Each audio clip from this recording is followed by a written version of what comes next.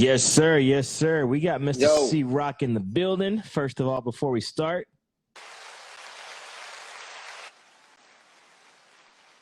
hand claps all around, hand claps all around. This is your boy DJ King with the 1's and 2's podcast. Mikey, how are you doing today, man? I'm doing great, man. I'm trying to get this tripod set up so it's not bouncing all around on you. Hold on a second. I feel you. If you guys are listening, hold up. Some things we want bouncing around all on us, but not this. Oh yes, oh yes. There we go. We got Mike in the building. Let's get it set for just you and me right here. If you guys are listening to this on the 1's and 2's podcast, make sure to like and subscribe. I'm going to put all of Mikey, a.k.a. C-Roc's information in the description below. Yo, so how's it going, man? How you doing today? Happy Thursday? I'm doing great, Wednesday. man. What's it, Wednesday? I'm thinking it's ahead. only Wednesday, man. It's only Wednesday. Yeah. I'm doing great. How are you doing, man? I'm doing pretty well. So let's just get straight into it. So the first thing I'd like to talk about is where you from? I live in Maryland, Ocean City, Maryland. But I'm from outside of Philly originally. Okay, that's what's up. I'm from Texas, so I have no idea about the North. You know what I'm saying? Philly, shouts out to the Eagles. But man, hold up. You guys already know what time it is. How do I get off this call? Sorry, man. I had to flex on you a little bit. So I just want to get straight into this also, man. You are an empowerment speaker, man. You encourage a lot of people around the world, man. And you had just released your book, Rocket Fuel. I know it's backwards on the screen, y'all, but I'm going to put the link in the description, the Amazon link below. Man, I'll tell you, I'm getting into this book. And let me tell you, shouts out Grant Cardone. That's really good, man, that he recognizes you on this, man. That's amazing. So tell us a little bit about the book and your just thoughts around writing it. Yeah. So 2017, I started feeling like I needed to become a speaker. I just had this intuition, this itch, and I decided to go and ask my mentor, not my mentor, but one guy I knew, like, hey, man, I was thinking about, he might be my mentor. And I said to him, I'm thinking about being a speaker. I got this itch, man. Like, what's the first step? Like, what do I need to do? And I was thinking he was going to be like, hey, come underneath my wing, man. I'll help you out. It's not all I got back from a message was grow your following. And so I said, okay, grow my following. So then I read the 10X rule, got introduced to Grant Cardone, and it just became understanding becoming a celebrity in your space is a necessary thing that you have to do. If you want to get known, you got to grow your following. You got to become a celebrity. So I started speaking. I started a podcast called What Are You Made Of? And started inviting big guests right away, like right off the bat. I didn't even wait. I just went after big people. If they said no, they said no, but I was going to make them pay for saying no.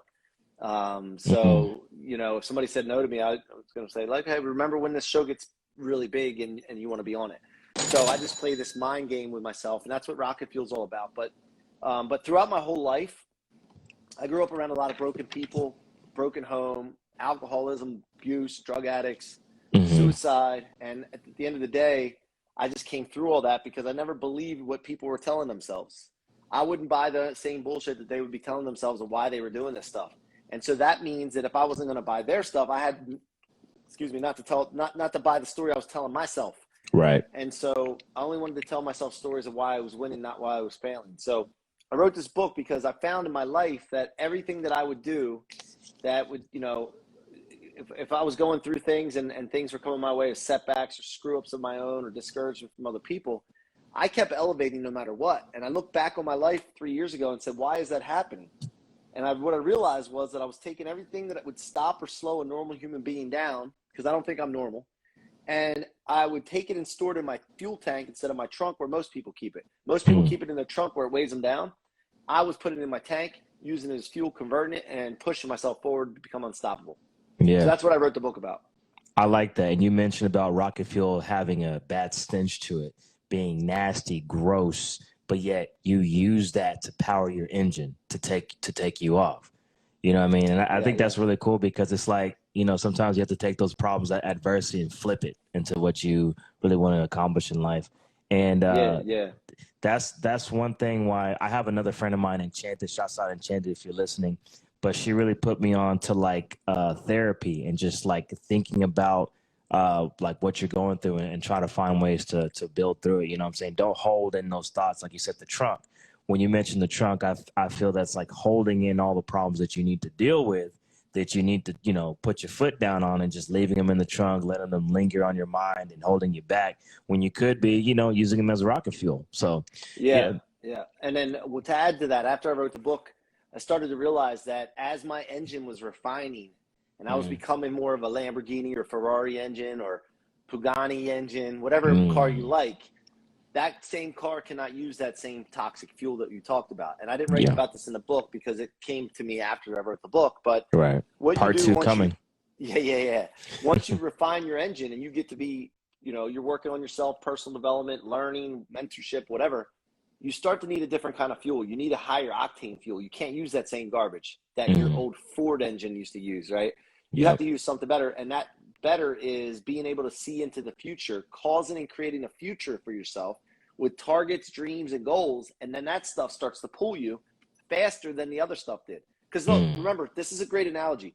A rocket blasts off. It doesn't go very fast when it's blasting off. It's pulling against gravity. It's very slow, arduous, takes a lot of dirty fuel. And then once it gets up in the air, it goes a lot faster. And so that's what that other stuff does. That other stuff pulls you faster, man. Targets, goals, and dreams. That's facts. I definitely agree with that. You know, you're not going to start off just right off the bat just hitting it. You know, you got to be patient. Let that rocket take off. And you know what else is funny about a rocket? And correct me if I'm wrong, but I believe like when a rocket takes off, once it starts, you know, getting out into space, closer to space, doesn't it like detach some of its parts? It gets smaller and smaller and smaller to the point where when it's finally in orbit in space, it's just small compared to how it was when it first launched. It was like this big, humongous rocket. Then, you know, it takes off the little turbines or whatever. And then once it hits space where it was trying to get, it's like this small little design, you know, compared to how it started out. Yeah, you can look at that as releasing your baggage, right? Exactly. You become when you get to the point where you're refined and a better human being, all in general, you better spirit, better soul, everything feels lighter, right? Yep. So yeah, I mean, there's a lot of analogies there that work very well with life, and you know, a lot of the, you know, you need a lot of that garbage, that toxicity when you're first starting out, maybe. You know? Yeah, so that's true. You know, life lessons. So, speaking of like inspirations and stuff, because you are truly inspirational to a lot of people, and I feel like we need people like you in this world to help, you know, build other people up, because there's a lot of folks to do what you do, to do what I do, DJing and, you know, public speaking and whatnot, and writing books. But I feel like we need more of these people, because what Grant Cardone says might not hit me the way you say it. You know what I mean? So that's why I really like hearing different perspectives. You know, Damon John, from for instance, is one of my favorites. You know, The Power of Broke, one of my favorite books. You know, it's like I can read something by Mark Cuban. It's not going to hit me the same way that Damon John does. So, so about inspiration, what is one of your biggest inspirations in this, like just in general, like what, when it comes to writing books or something like that, like what has been like one of your biggest inspirations? Or who has been one of your biggest inspirations? Well, really, like, you know, obviously Grant's been one of my mentors. I have some other mentors. I have a coach that I work with now that's just a phenomenal human being and a good friend as well. His name's Richie Dolan. And he's worked with the Heat and Lakers and LeBron. And but he's just an awesome dude. And so I've been learning a lot from them. But my mission, which is inspiring to me, besides my family and doing what I can to be the best father and husband I can be, is that all people are unstoppable to live in the life of their dreams. Yeah. And when I say that, I say all people for a reason. I use the word all for a reason, because nobody's excluded from that. And the other part of it is, to become unstoppable, you have to really start thinking big and taking the limits off and playing the biggest game you could possibly play. What that's led me to do is everything I do, book, podcast, as I accomplish these things, it's like, okay, that was great. What's next? Let me see how far I can take this thing. And to the point now where I'm into tech. You know, tech is a limitless scale type of opportunity. You can reach the most amount of people with it. You can create an impact just unbelievably.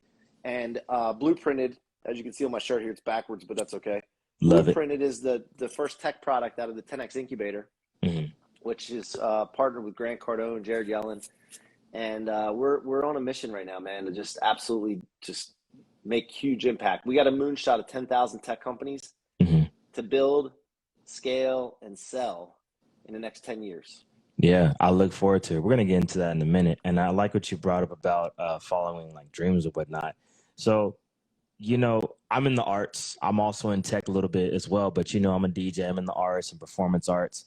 And I see you as a successful entrepreneur. You have a big network, a lot of connections.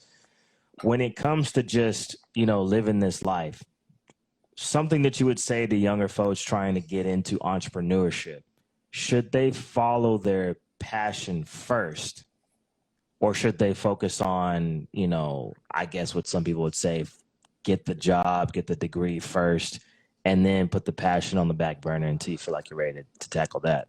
Yeah, I don't know about the degree. The degree is only for me. Getting a degree is for, if you're going to be a doctor, lawyer, something like that needs a degree. Or if you're going to go to college and you have the intention of meeting as many people and building this big, giant network relationship capital. Most people don't do that, though. But the first and foremost thing you need to do is set your target and dream life and get very clear on what you want. Second of all, you need to figure out a way to make money. Whether you like it or not, you need money. This is a economic planet. We can't do anything without money. So you got to figure out a way. And if you don't want to do something, but it makes you money, you got to do what you got to do to get the money. Yeah. So too many people stay broke and don't go after any money. And they say, well, I'm chasing my passions. Well, man, look, you got to get the money. So I would tell people, passions are great. You got to follow your passion. You want to go after your passion. But get the money, and if you got a way to get money, but you don't like it, it's not your passion. Figure out a way to make it your passion. Just think about this for a second. If you can learn to start liking and loving what you hate, good gracious, man, you got life made. I'll tell you one thing, like for me, Monday's my favorite day of the week. Every Monday I wake up with my team and my sales calls, everything. Monday, favorite day of the week. Monday, favorite day of the week. You change that around and take Mondays and make it your favorite day of the week, you're winning. Like that's 50% of the battle. Change that Monday into some rocket fuel. Yeah. I love it. Yeah. I definitely think we should definitely have that mindset. You know what I mean? Because every day is an opportunity. I don't think folks should just be looking forward to the weekend. Like a lot of folks my age, everybody looks forward to the weekend. When you said, figure out a way to make some money Monday through Friday, how about try to start another small business so that you can get to your goals faster? Reinvest for all my DJs out there, into DJ equipment. This shit's not, it's not cheap, Try to take up another lane to reinvest into that, and then maybe you can take off a lot quicker than a lot of other DJs. So when we talk about the Blooprinted, tell us a little bit about that. Yeah, so Blooprinted, all my life, when I want to do something, I just went out and I'm so stubborn and persistent. I would just go do it, but I would stumble. I would lose money, relationships, stress, confidence, I mean, I can go on and on, right? Time. And I was trying to figure out a way to build people and how people can become unstoppable easier. And remember, my mission is all people are unstoppable to living the life of their dreams. So I thought about, man, if I would have known the steps to something. Now, I don't want no theory. I don't want to sit in a class and have to, like, all the fluff of, all the stuff that's added in there you don't need. I just want the granular details, step-by-step process of how to achieve what I want to achieve. And if I could do that, now there's nowhere to do that because you go to YouTube, there's stuff you can learn, but it's a video you got to sit and watch. Then you got to try to figure out and go to apply it. Where do I start? All that. I wanted to create a place where a marketplace, people could search for any topic, industry, creator, expert, and then they could find the blueprint to whatever that is. And for example, you want to start a podcast. Well, I'm just getting the idea. I want to start a podcast. What do I do? Where do I go? What do I need to buy? What do I need to do? Like, I have no idea anything. Where do I do? So I've created a podcast blueprint where first, from starting just getting the idea and getting clear on what you want, all the way through repurposing and becoming omnipresent. I created a step-by-step blueprint for that. That's going to be for sale for $900 some bucks, because I think that's probably cheap for that. There's going to be people doing blueprints on how to write a best-selling book, how to start a DJ business, how to start a digital marketing agency, how to be a single parent and be productive at the same time. How to qualify your first real estate deal. Grant Cardone's doing that blueprint. So anything that you can think of that you can achieve that would take steps, there's going to be a blueprint in there for it. Yeah, I'd be down to be a part of that. When you mentioned DJ business, like, I'm all about that. Let's go. Here's the thing, guys, everybody watching, watch this. I'm going to sell them. We are looking for our first 100 co-founding members. Okay. This is the first 100 architect creators in the platform, and we're going to help build the blueprint with them. So you need to be a part of that family, because not only that, we're going to cross-pollinate with everybody in the group, and we're going to have masterminds together to meet, to build businesses together, help each other, and come up with new ideas of how to start businesses or build to your current business using blueprints. So let's go. You could be one of the first 100, man.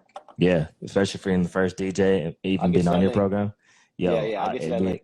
Yeah, it'd be an honor, man, because I feel like when it comes to the DJ business, just entrepreneurship as a musician in general, I feel like everybody just gets in the studio, buys some DJ equipment, and they just start playing. And I'm like, I mean, that's cool. Somebody might pick you up. A manager might be like, hey, play in my bar, my club. You might sign you to a record label.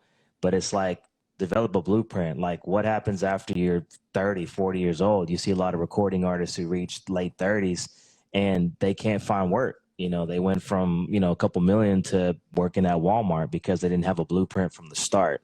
Yeah. And as a DJ, all my other younger DJs who are like my old colleagues and stuff or whatnot, I always tell them, hey, when you want to DJ, first, get good at it first. Get good at it.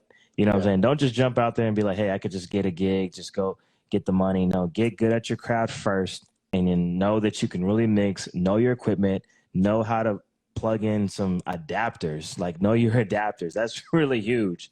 Know about your power plugs, you know what I'm saying? Know about watts and speakers and all that stuff. Then get out there, because you never know. Like, once you get out there and you know what you're talking about, if somebody can ask you anything about audio or DJing and you know what you're talking about, man, it's going to just blast you off. Yeah, look, imagine you create the step-by-step blueprint. What equipment to buy, where to get it, the links for everything, what to do first, what to do last. But not only that, you created a community of DJs. And you created a bunch of little DJs that you're working with and mentoring. And then you build this whole community. You could coach, you could have events, you could have masterminds together. There's so much you can do off a blueprint. So, yeah, man, that's an excellent idea for you. We'll work with you. I'll send you that link, as soon as we're off this live, and you can sign up right away. By the way, this is a package, by the way, where there is a cost involved. It's for the specialist to work with you to help you build your blueprint.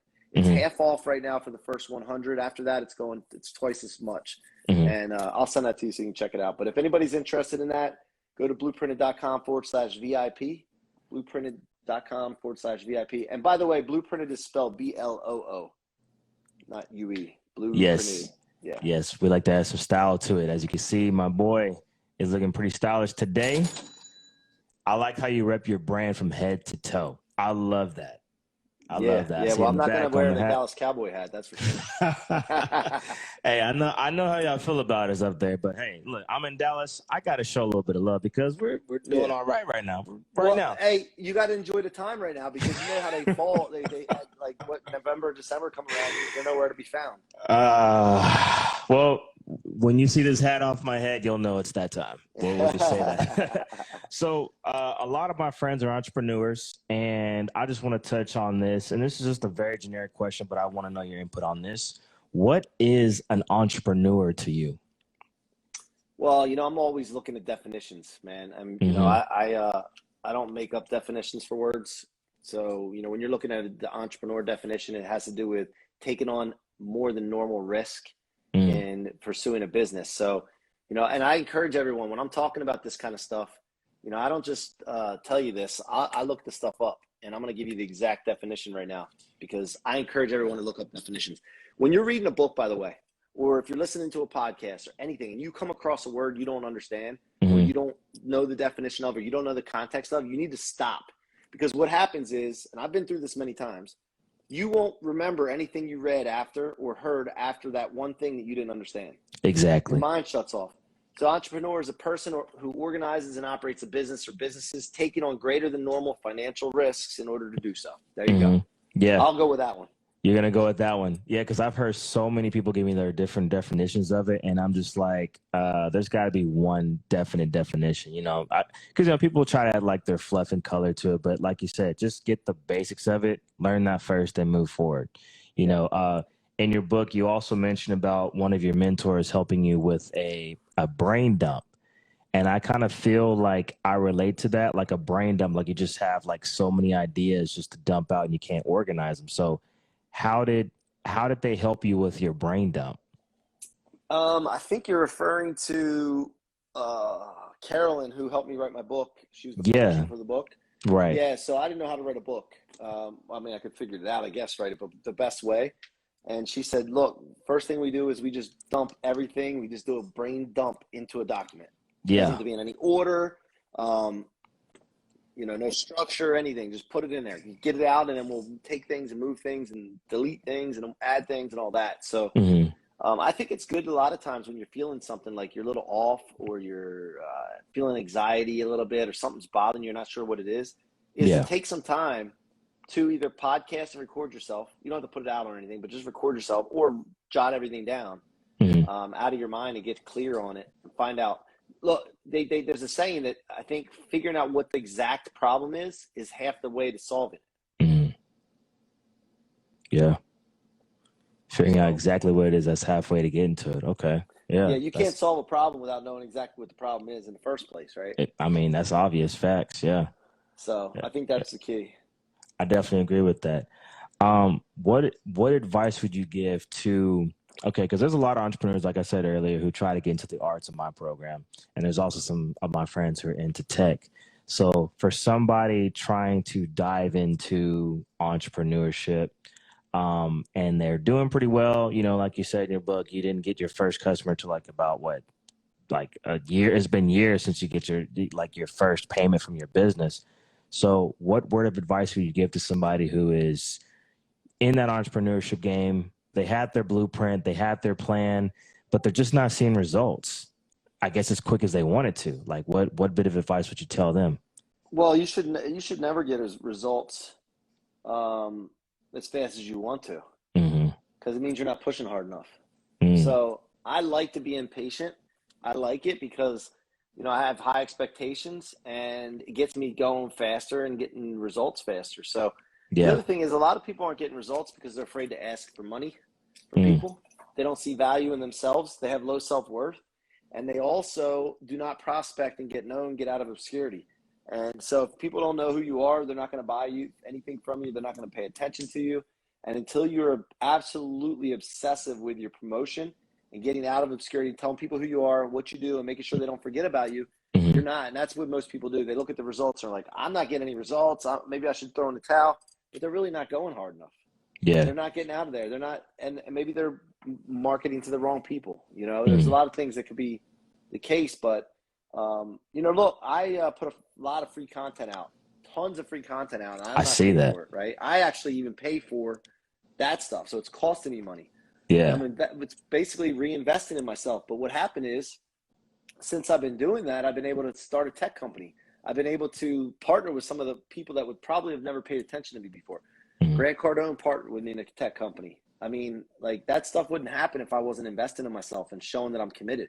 So you got to commit, show you're committed, and be very clear on your ideal outcome at the end. There's 3 C's that I always use. I always say this: you got to get clear on what you want to do, vividly clear, write it out, get it all out of your head. That makes it real. From there, you got to commit. You got to decide to commit, all out commitment, not half the time, not when people are looking. And then when people aren't looking, you don't do what you're supposed to do to go towards that ideal life. All in, both feet, both butt cheeks in, committed, burn the ships. And then the final thing is consistency, boring old consistency. You got to be making words, thoughts, and actions that are consistent towards that ideal life, always going towards it over and over and over again. And eventually you won't see results sometimes for a long time, and all of a sudden, bang, and you're like, you don't even recognize yourself a year from now. Yeah, I definitely agree with that. Just go all in. Even when you're not seeing the money, it might be 2, 3, 4, 5, 6, 7, 8, 9. It might be a decade. Just keep going, because yeah, but get the money somewhere else. Get the money from where if you're not getting the money from what you're trying to do right now. Yeah, you can get the money for what you want to do right now. Somebody will pay you no matter what it is you're doing. There's somebody on the planet. You just got to see enough people.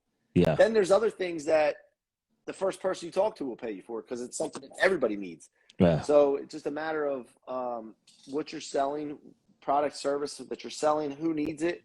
You just got to find those people. People have everything you need, man. Life is people.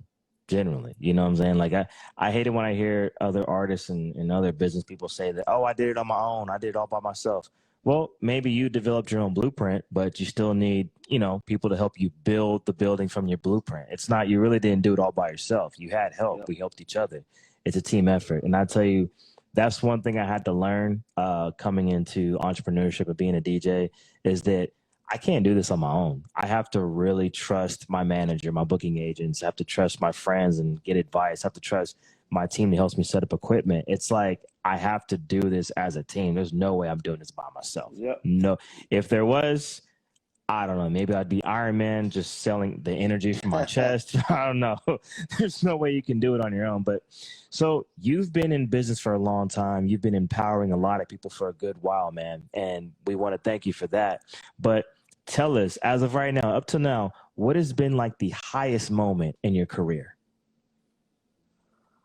Or one of them, at least. Well, I think that releasing that book, the Grant Cardone wrote the forward for, was one of them. Getting up on GrowthCon stage last year and speaking in front of, I don't know, total with virtual and everything, 15 to 17,000 people. Mm-hmm.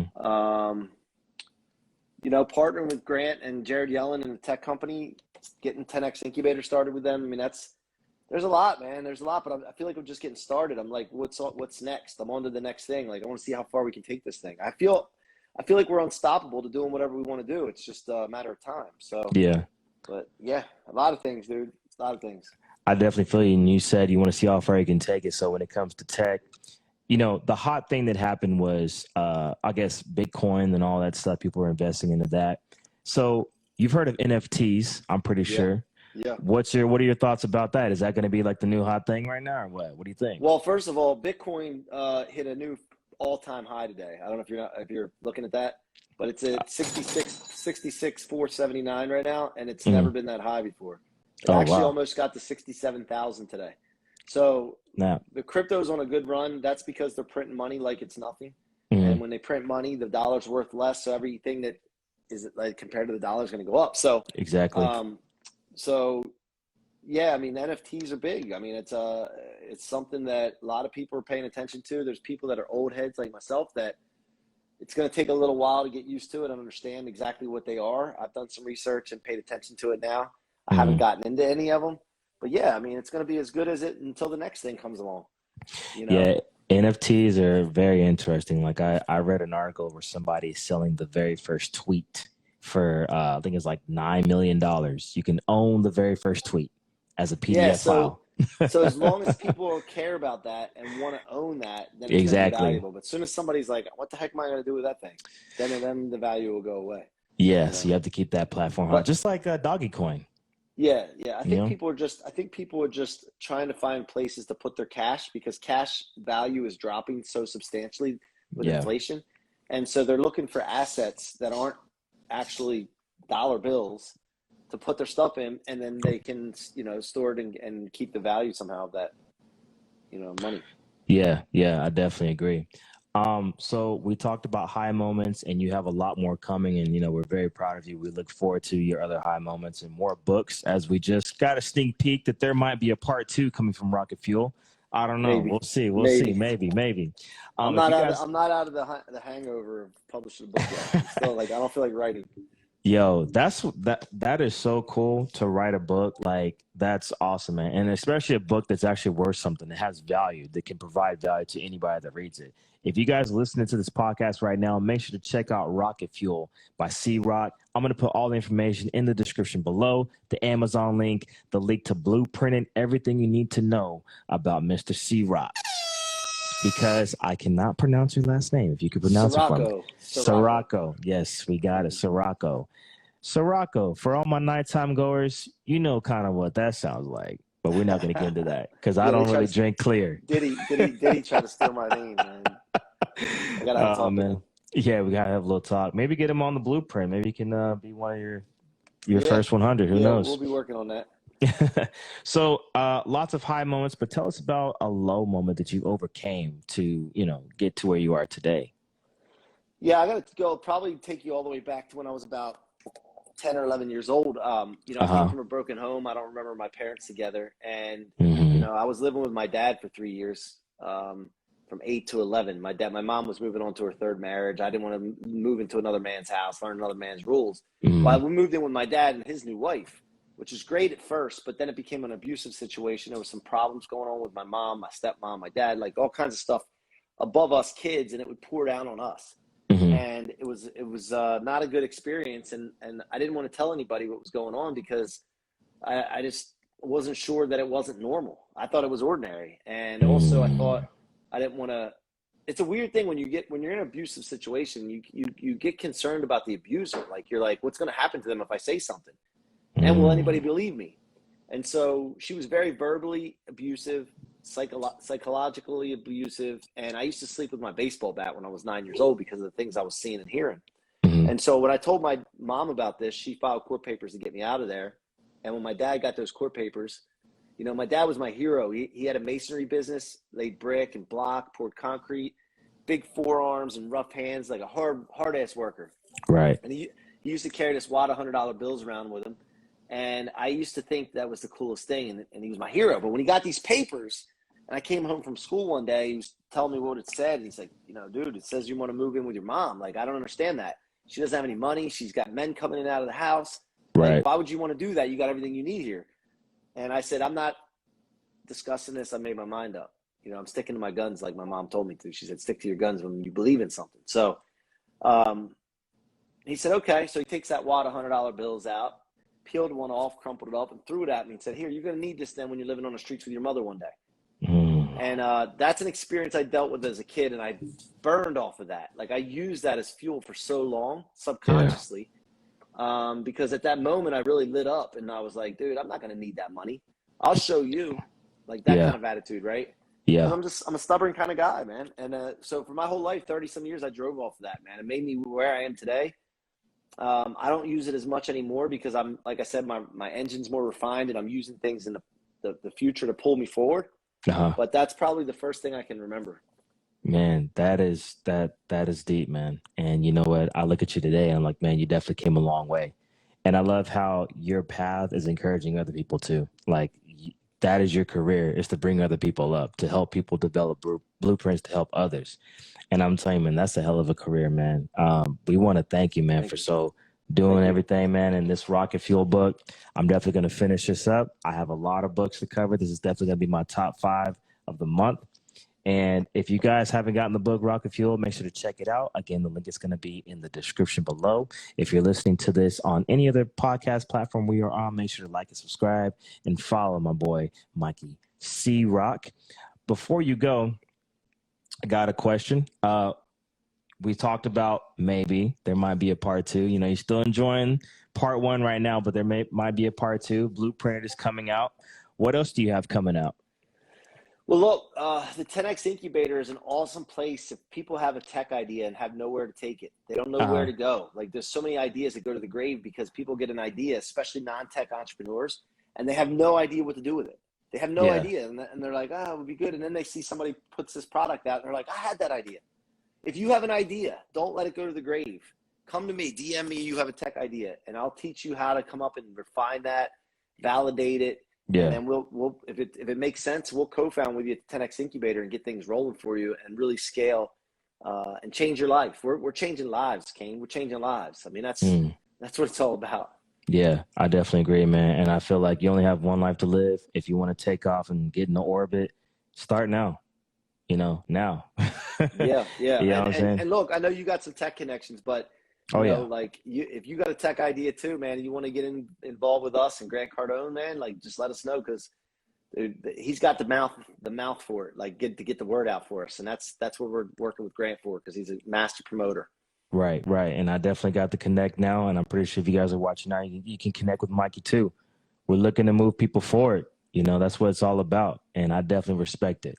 You know, thank you so much for joining the platform, man. Thanks for having me, man. It's an honor, bro. You know, I'm sorry if I wore this and offended you a little bit, but hey, I apologize, man. We're going to keep it on until halfway through the season, and we might adjust. Cool. It's cool, man. Yes. But once again, I love everybody. I respect it, man. We got Mikey Ciorrocco. Hand claps all around. Again, make sure to like and subscribe to the 1's, 2's podcast and follow our guests. All of this information will be in the description below. Mr. C-Roc, thank you so much, man. Take care, bro. Take care. Thanks for having me. All right. Thank you.